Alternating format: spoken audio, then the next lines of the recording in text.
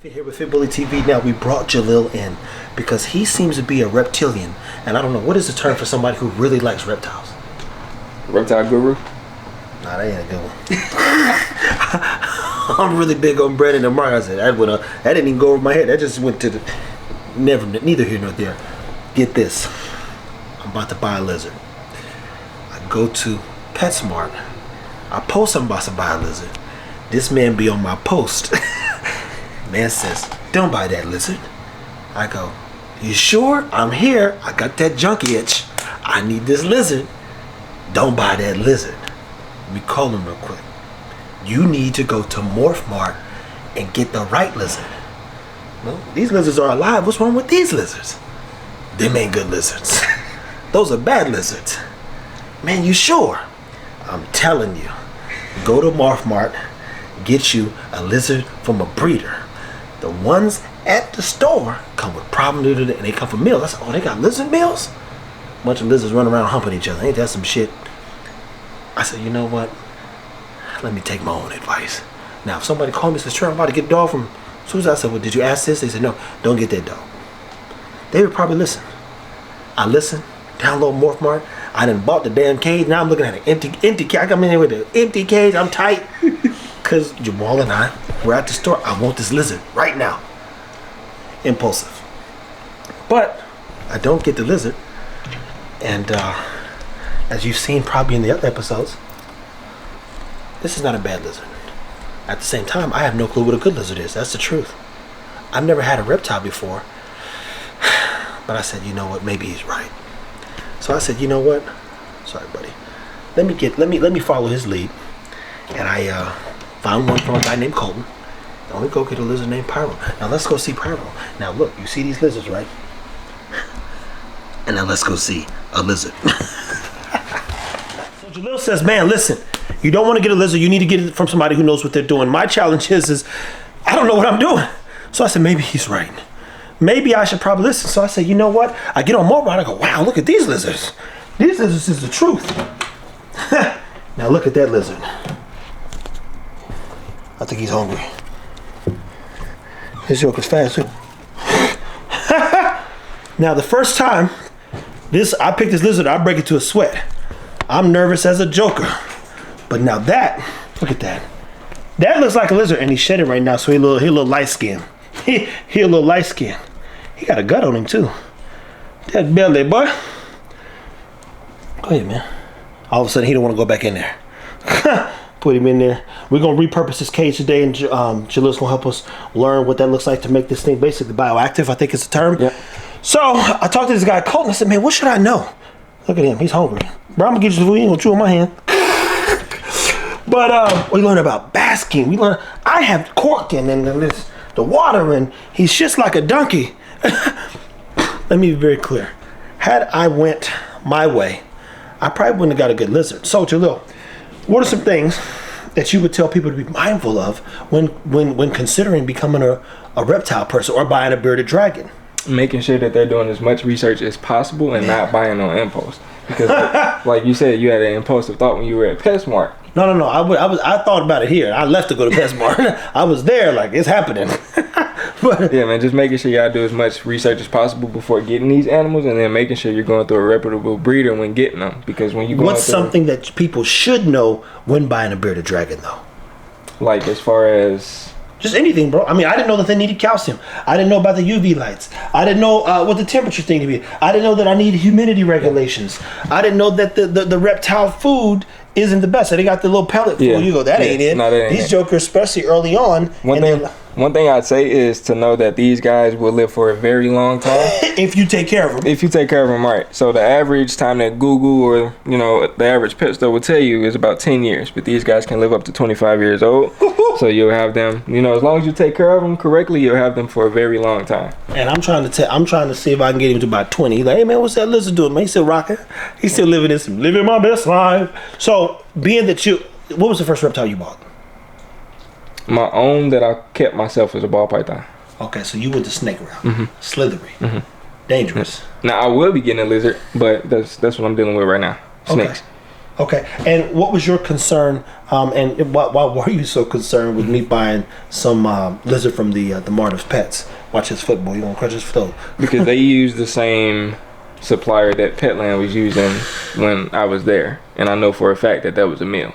So they come from Reptiles by Mac, and he runs a reptile mill. Oh, and he also abuses his reptiles. Oh, now the man dropped a name.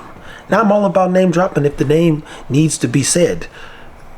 How do you know he abuses them? And what is it? How do you like abuse a reptile? What does that look like? You know, people beat their dogs. I feel like if I hit him too hard, he'll die. Yeah. So I'm in a bunch of Facebook groups for reptiles, and I'm not gonna name the Facebook group, but there was a bunch of people like listing pictures of reptiles that he was abusing. You know, neglecting, poor condition, stuff like that. My girlfriend's snake that she got, he's a pied ball python, and he actually came from Reptiles by Mac, and he came to Petland in poor conditions. He was underweight, his spine was showing, and then his spurs at the end were bleeding. And he had just shipped that snake out the day before. There's no way that should have happened. See what I'm saying, people? Now, the crazy part is what Jalil really did for me was made me reconsider just all the things that I don't know. And mind you, if I'm buying a lizard, I still don't know. So he's here to assist in educating me, myself, you, and others who are interested in the reptiles. What I do know also, shout out to all the people who are fit bully people and fanciers of us. A lot of people are like, oh snap, you got a lizard, look, I got a lizard, I got a snake, I got this. Showing me videos of their lizard eating this and all this other stuff. A lot of people are like, oh, I love it, you know? So it was, for me, it was how do we get into more communities? Or in this case, I like it vertical market. Vertical market means I'm now scaling through the whole household. And I just got in another way. Because here comes this lizard ED, no erectile dysfunction. Education is the key. Let them tell it. So we're going to set this cage up. We're going to definitely probably talk a little bit more about the meals and what goes on in a lizard, snake, puppy meal. How many lizards can a lizard have at one time? I'd say about in between 6 to 10. So that's a lot of lizards, man. Yeah. And then we talked about setting up an environment so that we don't have to keep going spending money on bugs. I gotta go buy him some more bugs. I'm out of boogers today, superworms per se, and crickets at times. It's fun watching him do his little hunt thing. I'm trying to figure out how to get a camera in his mug, but I probably need to get the bigger cage first. Yeah. And that's something that he, like I said, at this size, he could have been in for his entire life. Yeah. So that's not an animal that you gotta wait till they get that size to upgrade. You can put Jamahls, the juveniles, in an enclosure that size. Yeah. Jamil's going to have me definitely repurpose. So we're going to repurpose this one today. I'm going to learn, and then I'm probably going to get a nice, what he said, you said 120? Yeah, 120. It's 4x2x2. Sheesh. 4x2x2x2. Now, how much wood would a woodchuck chuck if a woodchuck could chuck wood? That's the question. I'm playing, people. That's not the question. We can't thank Jalil enough for coming and stopping by. And even more importantly, teaching us a little about the reptiles. I repeat, I impulsively almost bought a reptile, which potentially could have led to problems, and I would have had even worse, no one to call and contact. What I love about the people who are about that fit bully life and the dog stuff is that they always have me. What I'm sad about is that all the people who buy dogs and Jamarcus came in the room yesterday. I said, hand me that book. It's a book called Canine Reproduction. The guy says, man, I just had a little, man, I don't know what to do. I sent him a picture of the book. I said, read this. I'm not about to go down that road. That dog ain't my problem. If people are breeding with us or breeding because of us, they're probably breeding correctly, which means if you really need help, guess what? I got your back because I believe in what you're doing as well. And we've discussed your vision. If you had a dog or a litter out of accidente, that's your problem. It's not mine. I'm not here to save the world. I'm here to change it. Don't forget that. Saving the world means I got to deal with all your. But changing the world means you're going to be uncomfortable. Food for thought.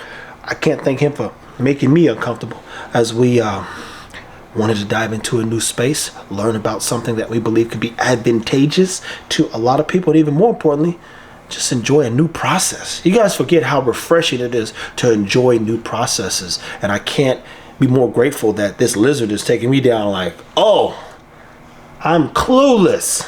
When I say clueless, there's very few times in life that I don't know something. I can tell you for a fact I knew nothing. I mean zilch about a reptile, a lizard, a cricket, a bug, a roach. I mean, there are things that I would thought we got these giant Dubai roaches, right? Is that how you say it? Dubia roaches. Dubia roaches. And when I tell you them hoes is huge, who would bring a roach in their house for fun? Let alone feed it. So when I go, man, I gotta grab these roaches. I got to get these tweezers and put these roaches in this bag, and then we got to get the crickets. Then we got to turn. Now I'm picking up worms. I got worms crawling on me, trying to get this dang lizard to crawl up my arm. Now I've got a lizard on my leg, a lizard on my back and shoulder. You just go, this is not what I saw for myself, but what I see in terms of the future is endless opportunity.